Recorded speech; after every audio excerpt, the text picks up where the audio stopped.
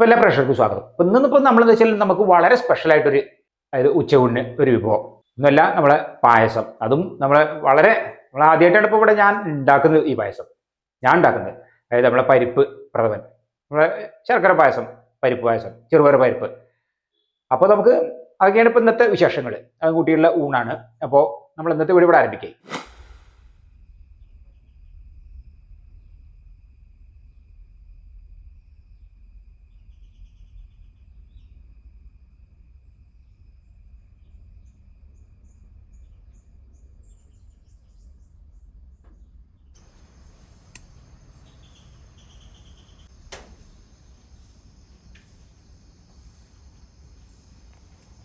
അപ്പോൾ ഞാനേതായാലും നടന്നു വന്നു.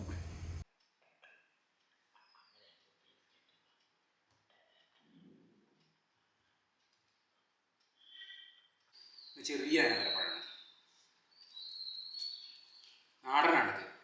നാടൻ പഴ നല്ല മധുരം ഉണ്ടാവും.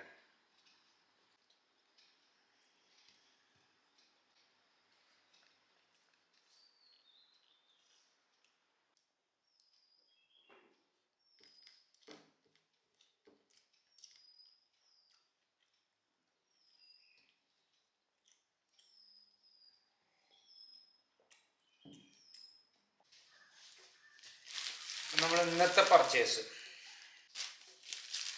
നമുക്ക് ഇന്ന് കാര്യമായിട്ട് തന്നെയാണ് നമ്മളെ പച്ചച്ചീര,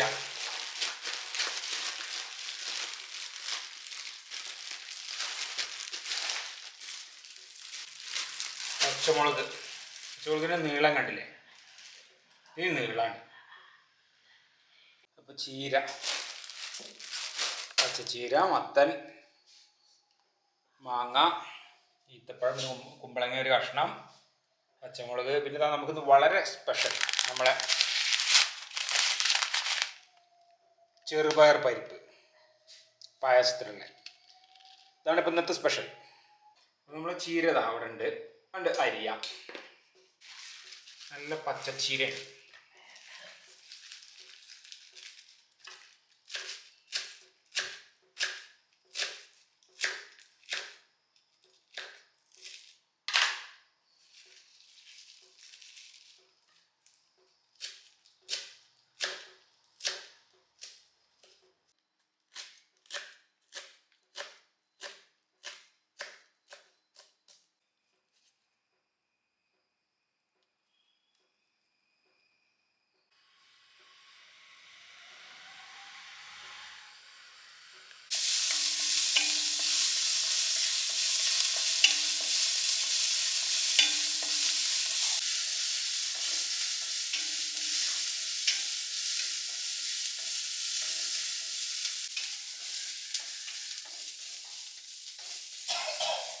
ഇതലിഞ്ഞ് ചീരയിട്ട് ഇതങ്ങോട്ട് വയ്ക്കാം. അപ്പോൾ ഉപ്പൊക്കെ ഇട്ടു. ഇനി നമുക്കൊന്നുകൊണ്ട് അടച്ചു വെച്ചിട്ട് വേവിച്ചെടുക്കാം.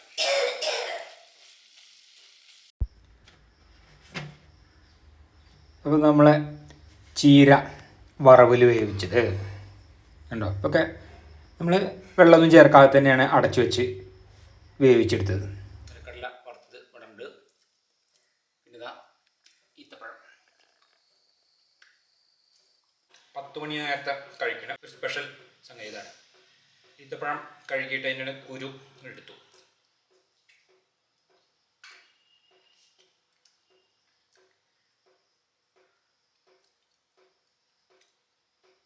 പിന്നെ നമ്മൾ നിലക്കടല ഇവിടെ വറുത്ത തന്നെയാണ്. ഇതാകെ ഒന്നുണ്ട്, ചെറിയൊരു ഈത്തപ്പഴമാണ്.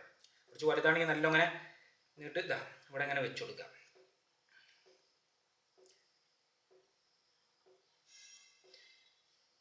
ഇതിങ്ങനെ ശരിക്കും അതിൻ്റെ ഉള്ളിൽ തന്നെ വെക്കാൻ പറ്റും. ഇത് കുറച്ച് ചെറുതായതുകൊണ്ടാണ്. കണ്ടില്ലേ, എടുത്ത് കഴിക്കാം. ഇങ്ങനെ കഴിക്കുമ്പോൾ നല്ല ടേസ്റ്റാണ്. ഞാൻ ആദ്യം ഈത്തപ്പഴത്തിൻ്റെ ഉള്ളിൽ ഇത് കൂടി ചേർത്തിട്ട് കടല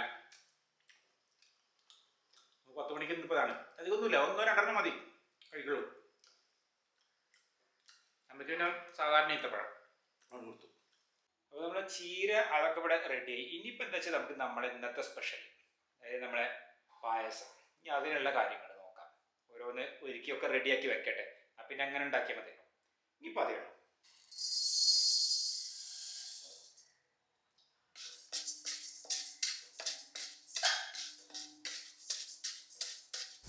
ഒരു 100 ഗ്രാം ചെറുപയർ പരിപ്പ് അതാണ് എടുത്തത് ഏകദേശം. നമ്മൾ ഈ ചട്ടിയിൽ നിന്ന് നേരെ അങ്ങോട്ട് മാറ്റി വെച്ചു ഈ ഒരു പരുവത്തിലാക്കിയിട്ട്.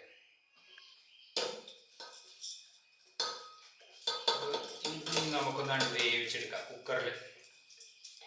ഒരു 3 വിസിൽ.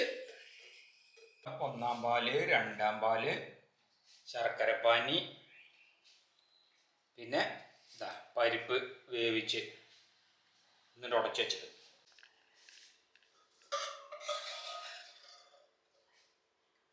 അപ്പം നമ്മളെ പരിപ്പ്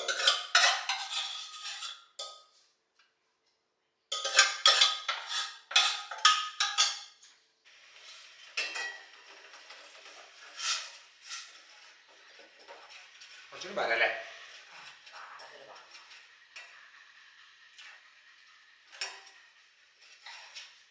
അപ്പോൾ നമ്മളങ്ങനെ ഉണ്ടാക്കിക്കൊണ്ടിരിക്കുകയാണ്. ഒരു ലേശം നെയ്യും അതിൽ ചേർത്ത് കൊടുത്തിട്ടുണ്ട്. ശർക്കര ഇനി നല്ല പോലെ വെന്ത് ആ പരിപ്പിക്കൊക്കെ ഉണ്ട്. വെന്ത പരിപ്പിക്ക് തന്നെ ഒന്നുകൂടി പിടിക്കട്ടെ. അത് പിടിച്ചു കഴിഞ്ഞാൽ നമുക്ക് 2-ാം പാല് ചേർക്കാം. നല്ലപോലെ എന്നിട്ട് കുറുകി വരുമ്പോൾ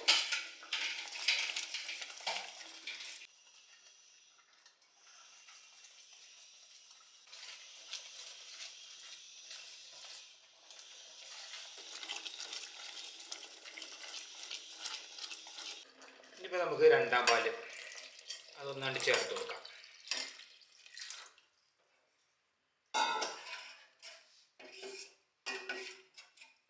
ഇനി ഇതിലങ്ങോട്ട് നല്ല പോലെ ഒന്ന് തിളക്കട്ടെ.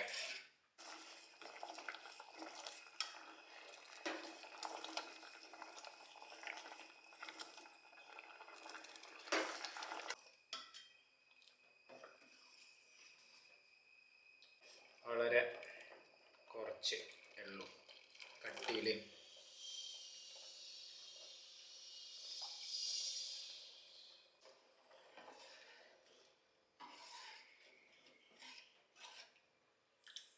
ഇതിലിപ്പോൾ നമ്മൾ ലേശം ഏലക്കായ പൊടിച്ച് ചേർത്തിട്ടുണ്ട്. അത് മാത്രമാണ് ചേർത്തത്.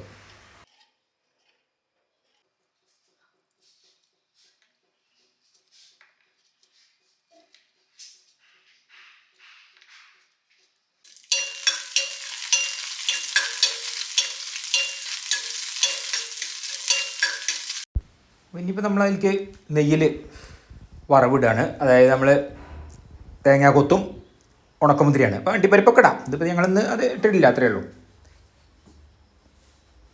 അപ്പോൾ നമ്മൾ പായസത്തിൻ്റെ കാര്യം അതിവിടെ റെഡിയായി.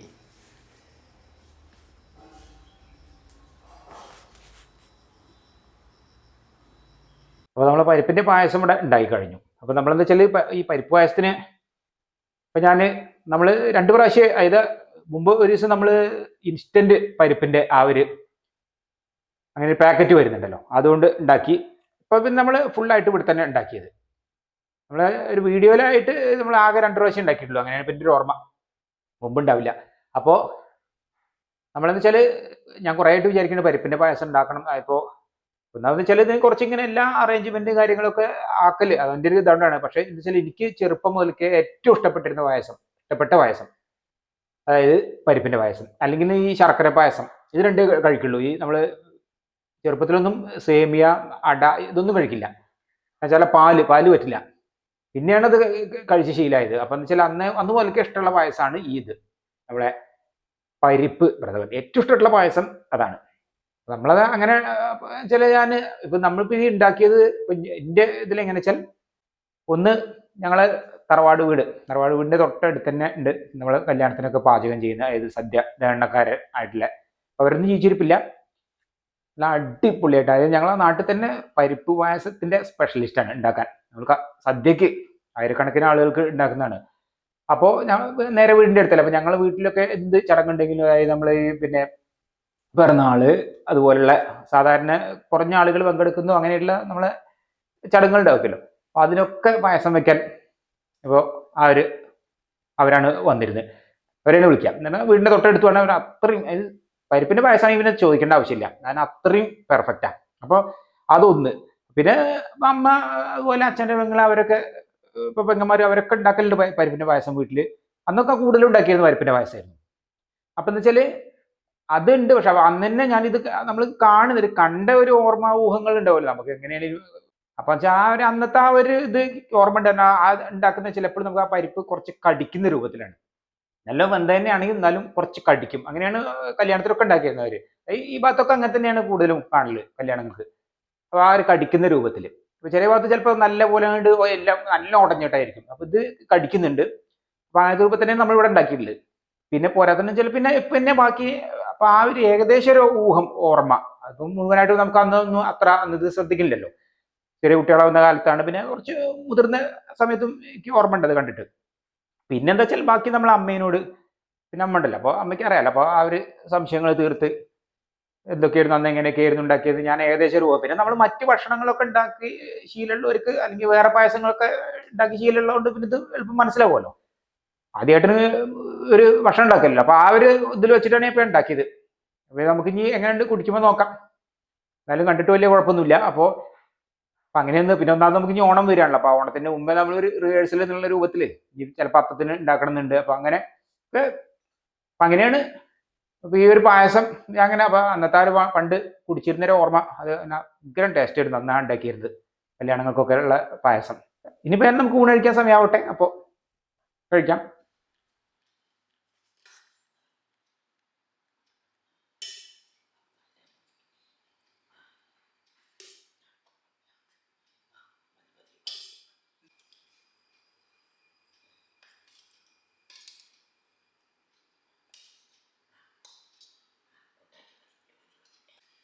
നോക്കട്ടെ.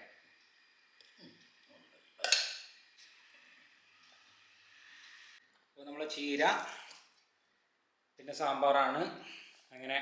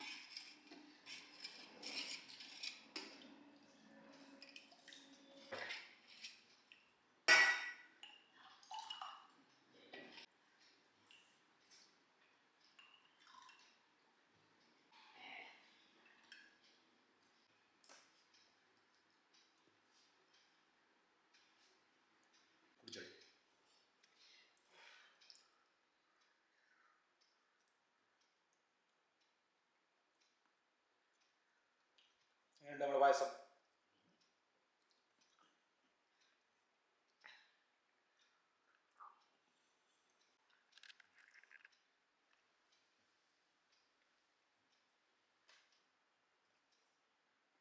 അപ്പോൾ നമ്മൾ പായസം ഒന്ന് കുടിക്കട്ടെ.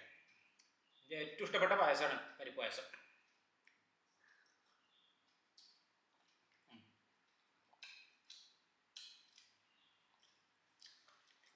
ഇത് തിരക്കടില്ല, അത്യാവശ്യം നന്നായിട്ടുണ്ട്, മോശമൊന്നുമില്ല.